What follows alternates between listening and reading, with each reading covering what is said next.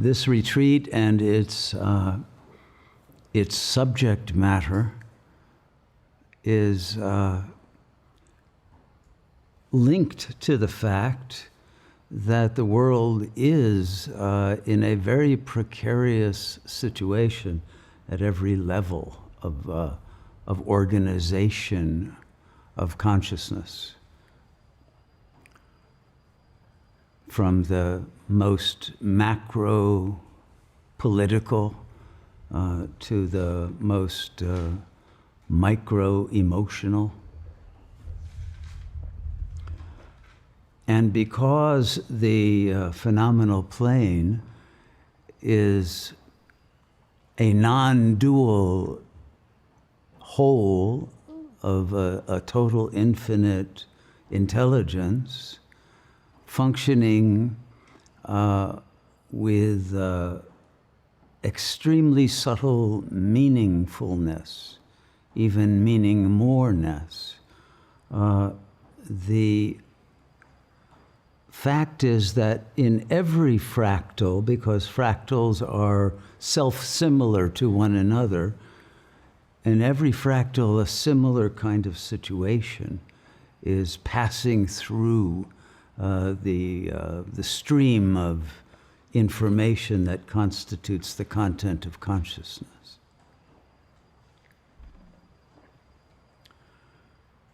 And so if we look at the, let's say, the macro-political situation in very simplistic terms, not to do a political analysis, but to simply point out that we are in a moment when the empire is unable to make a move. It's treading water, literally treading water off Venezuela, but treading water in the sense of not making a decisive move on any of the war fronts that it has both created and shied away from in a kind of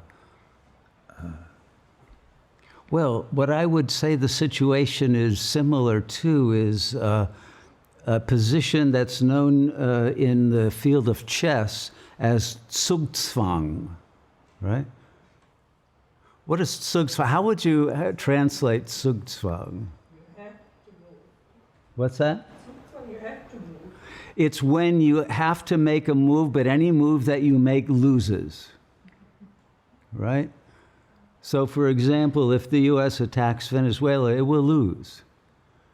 But if it retreats from its threatening position, it will lose. The empire will lose face.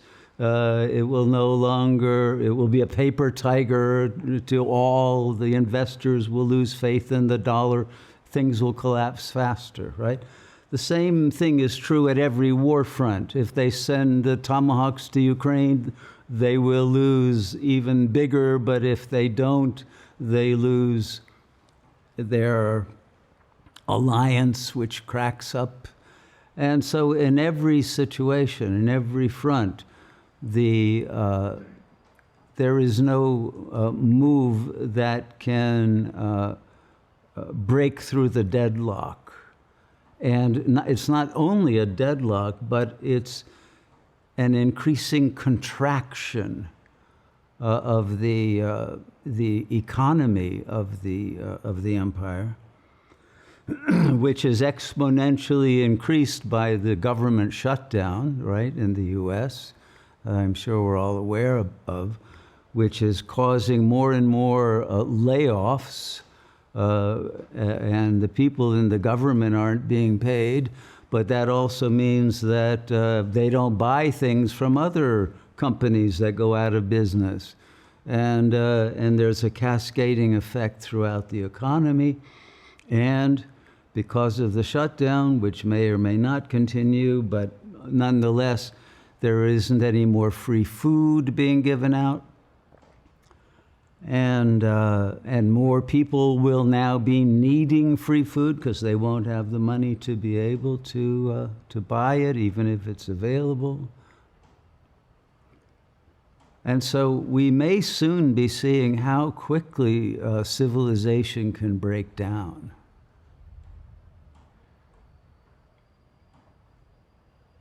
And as that happens, then the Zugzwang cannot continue.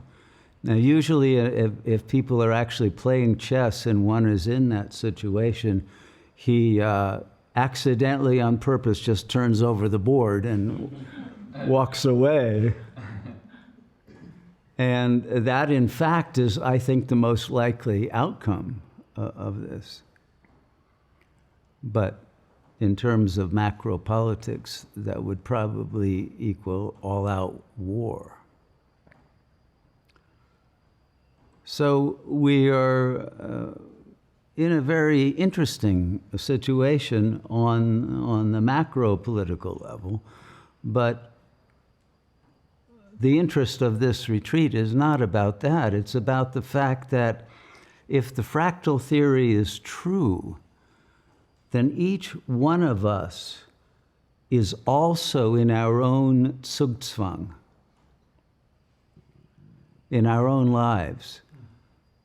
There's a way in which you have to move, but any move you make loses. How many can relate to that? Yeah, okay, well, I'm glad. I guess I'm glad. Maybe I shouldn't be glad about that.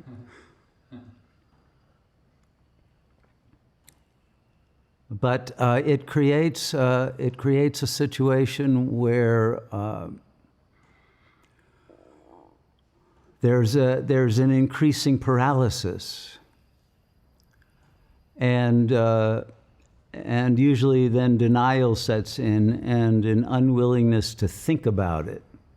It's too awful to think about, and one goes deeper into denial and other defenses.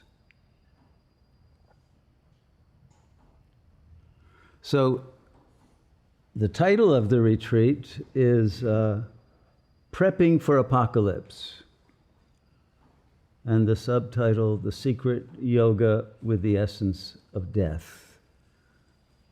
So let me make one change in the title. Oh.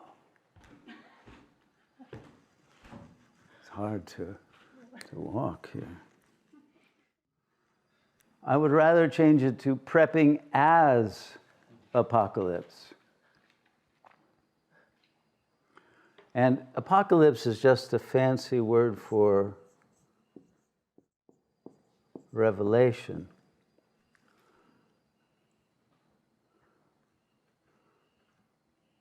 But what we are preparing to be revealed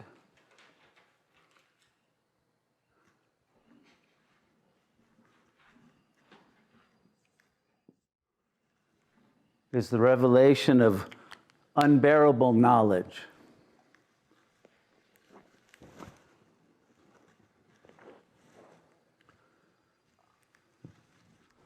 That's what I would call the first level of apocalypse, the first level of the revelation.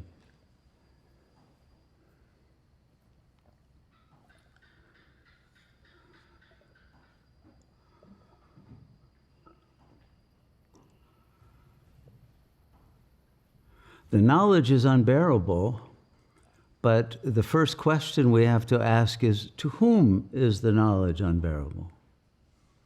Right? Because what we hear from religion is, well, it's the revelation of God. And it's precisely that that's unbearable to the ego.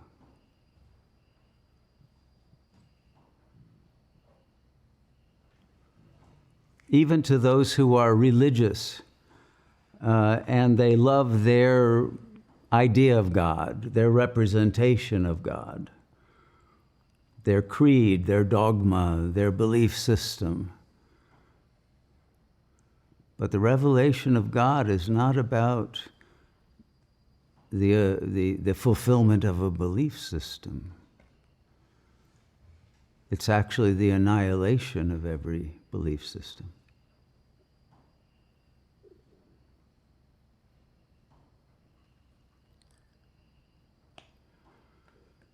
And so the ultimate to give away the denouement of the whole retreat at the beginning, it's a spoilers alert for you. What I think you will discover at some point is what is most unbearable is that you are identified with a fictional character. And the one to whom it is unbearable is unreal. And because it's unreal, it lacks being. And that lack of being then gets converted into desire. Desire to fill the lack, right? But desire always fails.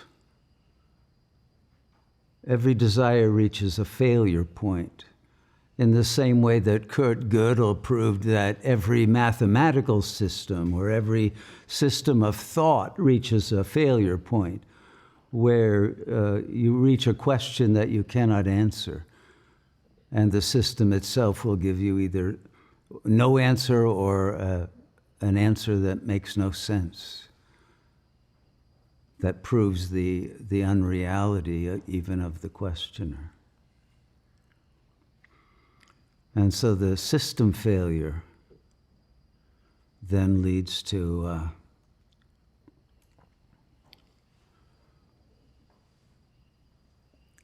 the feeling of the unbearable lightness of non-being and the lostness of the consciousness in a situation that no longer makes sense to it. And one no longer makes sense to oneself at a certain point.